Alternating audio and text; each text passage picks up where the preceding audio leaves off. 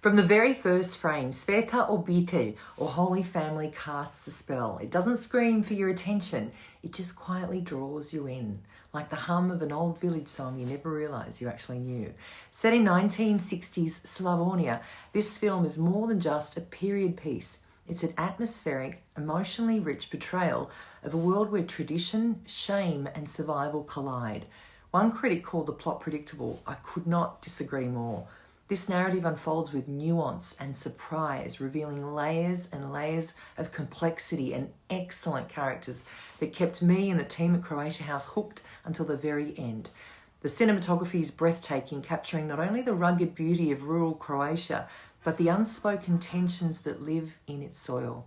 Lorna Pilic is mesmerising as Janja, a young woman whose journey is anything but simple, as she's swept into a family and a community with secrets buried beneath every single gesture. This film isn't just culturally important, it's quietly subversive. It challenges romanticised views of the Holy Family and exposes the cost of maintaining appearances in a deeply patriarchal society.